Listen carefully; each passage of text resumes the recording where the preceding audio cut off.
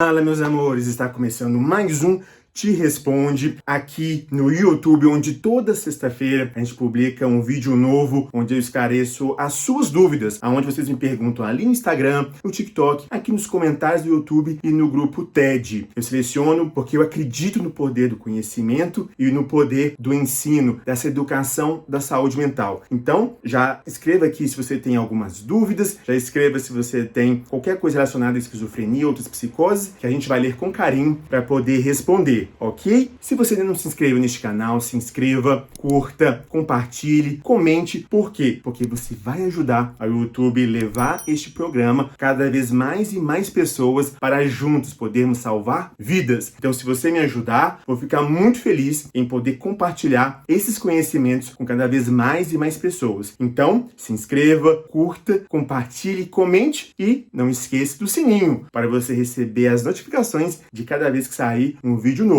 Então aqui no meu canal tem vídeo novo, um vídeo fresquinho, toda segunda e sexta-feira, ok? Então vamos começar já de uma vez as perguntas maravilhosas que vocês me enviaram. Temos aqui uma perguntinha muito interessante, eu gostei dessa aqui. Eu senti o que é frangofilia? É isso mesmo. O que é frangofilia? Você escreveu certinho, é isso mesmo. Você consegue imaginar o que é frangofilia? Confesso que quando eu ouvi essa palavra, foi na época da residência médica, no início, e eu ouvi alguém falar essa palavra frangofilia, e na minha mente eu falei assim, gente, mas frango? Sabe? Tipo, eu fiquei meio perdidinho ali no início, porque eu não conhecia. E quando eu fui estudar, aí eu aprendi o que seria o termo frangofilia. É bem simples e com certeza você sabe o que é. Quando a gente fala de alguns transtornos mentais, nós temos pessoas que acabam tendo alguns impulsos, tá? E esses impulsos, eles não são voluntários. A pessoa tem um impulso súbito e que faz ela fazer algumas coisas que ela não gostaria, tá? Então, é como se fosse literalmente de um grupo de transtornos dos impulsos. A frangofilia, propriamente dita, é quando a pessoa ela tem um surto ali, né, um quadro abrupto, onde ela começa a estraçalhar as coisas que estão nela ou perto dela. Então a pessoa está surtada e começa a rasgar a roupa, tá? Começa a pegar, por exemplo, relógio, pulseiras e tudo e jogar. Começa a quebrar móveis, começa a quebrar cama, rasgar colchão, rasgar travesseiro, jogar vaso para tudo quanto é lado. Então é essa questão de impulso, essa energia, essa explosão, onde a pessoa ela não tem um controle naquele momento das suas atitudes, porque a gente, quando estamos nervosos, a gente tem vontade de fazer muita coisa. Então tem muita gente que quando estava discutindo com a mãe, né, às vezes já quis ou falar alguma coisa, mas conseguiu segurar, tipo assim, eu sei a questão do respeito e tudo, respiro e engulo, deixo pra mim. Você conseguiu segurar. Você tá brigando com o amigo e aí dá vontade de avançar nele. Aí você, não, respira, que eu não posso chegar nesse nível de bater, tá? E é a mesma coisa que acontece com algumas pessoas que têm alguns transtornos mentais, só que em algum momento você não tem essa questão, você não consegue filtrar, você não consegue barrar esse impulso, e a pessoa, bum, tem aquela explosão, e isso pode trazer inúmeras consequências, tanto físicas, porque pode se machucar, pode machucar outras pessoas, imagina só, se começa a arremessar, né, as coisas em cima das outras pessoas, prejuízos financeiros, porque você vai estar destruindo ali, né, o meio que você está, então pode ser a destruição da própria casa, a casa dos outros, lugares públicos, e também já aconteceu até em hospital. Então a gente sabe, pelo menos no hospital psiquiátrico, a gente sabe até manejar essas crises para que não tenha uma repercussão maior, tá? Não é uma questão de um impulso específico, qualquer pessoa pode ter isso. Mas dentro de transtornos mentais, é muito comum você ver em alguns casos a questão da esquizofrenia, em alguns tipos de surto, tá? O transtorno bipolar, algumas demências. Então isso não é incomum. Isso é mais comum do que a gente imagina. feminina, tá? Então, presta atenção. Então, quando a gente fala frangofilia, essa questão do impulso. Não é algo assim isolado. A gente sempre investiga. Quando acontece e a pessoa não tem um diagnóstico, tem que investigar. Mas as pessoas com transtorno mental prévio, principalmente esses, né? Alguns transtornos de humor, transtorno psicótico, a demência, e ele pode por si só ter algum momento que venha fazer isso. Não são todos, mas tem algum que pode ter uma predisposição maior de ter esses ataques, que é literalmente a gente estraçalhar, tá? É a gente que arranca a fralda, às vezes você tá no hospital e arranca soro. Então é aquela coisa, aquela bagunça. Então é importante a gente ter noção, tá? Porque a gente vai precisar de conter a pessoa, proteger ela e os outros que estão próximos, o meio, tá? A questão também financeira, investigar o que causou, tá? Para a gente poder intervir de uma maneira mais precisa e poder proteger essa pessoa, tá? Então, frangofilia, mas eu confesso até hoje, quando eu falo ou ouço frangofilia, ainda tem a imagem assim do frango, mas não tem nada a ver com isso não. É a própria etiologia da palavra, mas é importante que você saiba isso. Essa questão explosiva, impulsiva, de poder quebrar, destraçalhar as coisas que estão nela ou em volta, ok?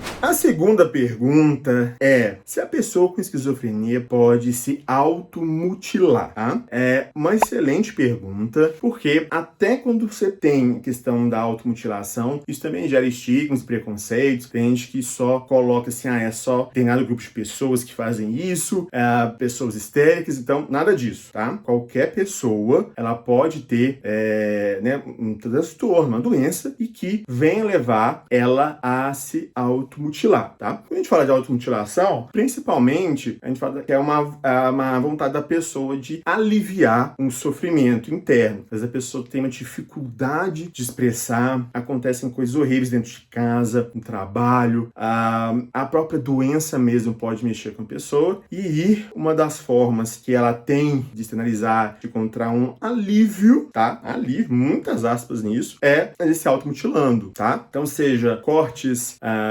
superficiais assim, na pele, tá? Realmente no braço, antebraço, tem alguns que gostam de fazer em locais mais escondidos para que a galera não perceba. Então, quando a pessoa faz muito isso no braço, no antebraço, a pessoa costuma usar até uma blusa para o povo não ver, para não ficar perguntando, entendeu? Então, a automutilação, e ela não quer dizer que a pessoa também quer se matar, entendeu? Você tem que, é um risco maior, só que você, como psiquiatra, com a família e a terapia, a gente tenta identificar os fatores que estão levando ela a isso. Então, tem pessoas que os fatores externos podem levar a isso, tem gente que é fator externo e interno, quando eu falo assim, mistura a questão de doenças, tá? E tem pessoas que acabam fazendo isso, talvez por estarem em psicose, como acontece também com a esquizofrenia. Então, a questão da esquizofrenia, a pessoa pode sim se automutilar. E tem que tomar um cuidado muito grande, tá? Porque geralmente essas manifestações não são quando você fecha o diagnóstico. Ela costuma vir antes, vem no período que a pessoa tá ali,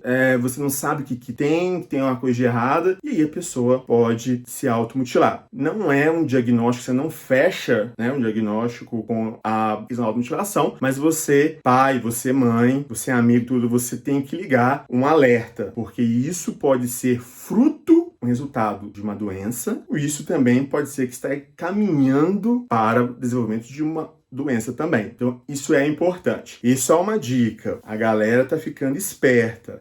Tem alguns que não estão fazendo os cortes mais superficiais, né? Porque às vezes colocar a blusa, a pessoa pede para tirar, às vezes obriga e vê as marcas. Então, vocês pais, vocês mães, vocês que estão próximos, né, ao seu familiar, sempre confere, tá? Conferir a região, né, aqui do tronco, né, do peito, da barriga, a questão das costas, tem gente que às vezes faz lesões nas costas, né? Porque a gente, quando olha a pessoa, a gente olha mais assim à frente e aí as costas ficam mais protegidas. A pessoa faz, né? Às vezes tem gente que faz com lápis, gente, para trazer um certo alívio. Então, olhar as costas, tá? Olhar também as pernas, principalmente na região medial, tá? Então, tá aqui as duas pernas. A pessoa encosta uma na outra ali e você não vê. Então, a pessoa faz esses cortes nas coxas. Então, pai, mãe, estejam atentos, tá? A questão do seu filho. Ou, de vez em quando, dá uma espiada, porque às vezes fazem cortes ali e já já vi fazer corte, gente, até na sola do pé. Tudo isso porque para poder trazer um alívio e ao mesmo tempo tentar esconder, de não mostrar para pessoas que está tendo esse nível de sofrimento, entendeu? Se você vê que está acontecendo nada de um desespero, achando que é algo demoníaco, ou você tá fazendo isso porque quer, sabe, tá bom, nada disso. É acolher com carinho, mostrar que vocês estão juntos ali, estão do lado da pessoa, tá? E levar, né, no psiquiatra, no psicólogo, pra gente poder conversar, ver o que tá acontecendo e poder ajudar, entendeu? Então, se você vê que seu filho tá fazendo isso, vai ter que se segurar e evitar ser espalhafatoso, porque isso pode afastar a criança e isso pode gerar muito problema. Então, estão proibidos de entrar em desespero, porque vocês podem estar afastando mais os filhos, mas vocês vão acolher com cuidado, com carinho e dizer que vai ajudar e que entende sem julgamentos, apenas ajuda, tá? Isso vai criar um alerta maior para a questão da psicose, para a questão da automutilação. Atenção, você que tem a pessoa com esquizofrenia, esquizoafetivo, ou psicose, atenção. Mas antes, presta atenção, você que é familiar tem que fazer o treinamento de estabilização diária da pessoa com esquizofrenia. Por quê? Porque você precisa mudar de vida, você precisa aprender a ajudar. Precisamos mudar a realidade da pessoa com esquizofrenia. Precisamos quebrar esses estigmas, quebrar preconceitos, oferecer o melhor tratamento, saber lidar, saber o que esperar, o que não esperar. Precisa saber. Será que o médico, a equipe ali está fazendo de tudo realmente para poder tratar? Quais são as novidades? Eu vou ter experiência com outras pessoas, eu vou estruturar minha família, vou estimular a reabilitação. E isso, você pode ficar bravo comigo, mas não tem jeito. Isso é pra família. É você, familiar, que vai ser o responsável, tá? Eu sei, a gente sabe que vocês, né, não pediram que a pessoa viesse com a doença, ainda mais ninguém ama mais a pessoa com esquizofrenia do que vocês, cuidadores. Mas também nem a pessoa com esquizofrenia quis ter essa doença. Mas precisamos do quê? De ter empatia. Já que aconteceu essa infelicidade do destino, nós vamos unir forças e poder ajudar na reabilitação e na superação. E você só vai ter chances maiores se você estiver empoderado desse conhecimento. Então, vá agora, vá aqui, pausa o vídeo, vá aqui nos comentários, ou melhor, na descrição, tem um linkzinho ali, que é do TED, que é o treinamento de estabilização diária, e você vai entrar agora e fazer parte de algo que vai mudar a sua vida, que vai mudar a realidade da esquizofrenia no Brasil e, se Deus quiser, no mundo. Então, venha aqui e esteja comigo já na próxima semana, porque eu tenho reuniões toda semana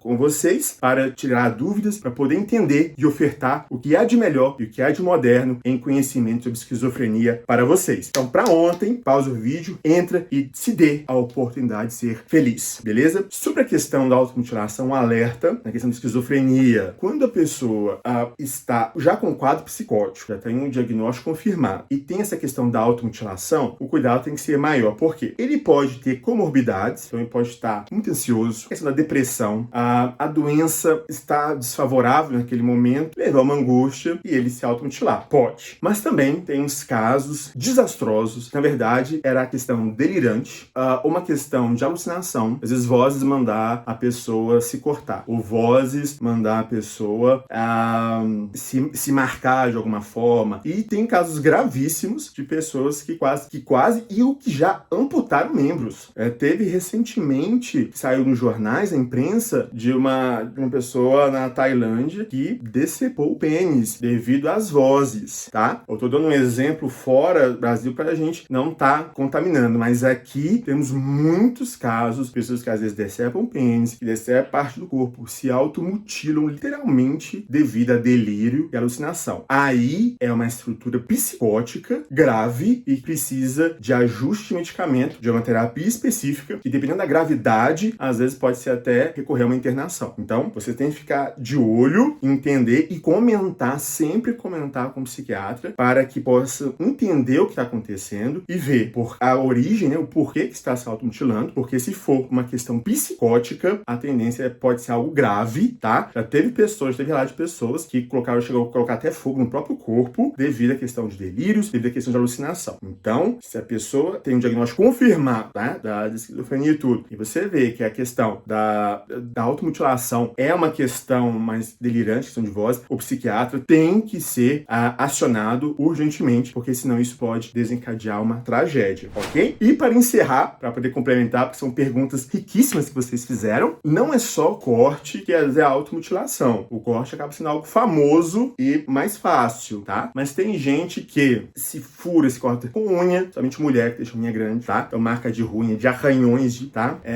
Tem pessoas que se jogam, gente, tá? Tem pessoas que se corre, se joga na parede, se joga no chão. Pra quê? Pra poder se machucar, literalmente, para poder trazer alívio, entendeu? Tipo assim, parece alguma coisa, parece meio bagunçada, mas é assim que as pessoas relatam. Eu precisei de fazer pra trazer algum alívio. Então a gente sabe que isso é errado, que isso vai trazer prejuízos graves pra pessoa, porém, temos que ficar de olho. Então, se jogar, se bater, morder, tem gente que fuma e se queima com o próprio cigarro. Então, é importante que sejam avaliados isso e vocês, familiares bem próximos, estejam de olho de vez em quando na questão do corpo, tá? Mas não esqueça dessas regiões que eu falei. Entre as coxas, tá? Nas costas, assim, nessa parte medial, assim, onde a pessoa pode se esconder. Na verdade, ela pode estar ali se marcando e ela tem vergonha de falar, de pedir ajuda com medo de ser condenada. Então, condenação, jamais. Estamos aqui de coração aberto sempre para atender e poder ajudar, beleza? O programa de hoje vai ficando por aqui, então o Te Responde. Na próxima sexta a gente vai trazer aqui mais questões, vamos destrinchar e mostrar tudinho para vocês como lidar com uma pessoa com esquizofrenia, tá bom? Super beijo para vocês, fiquem com Deus, até mais, tchau, tchau!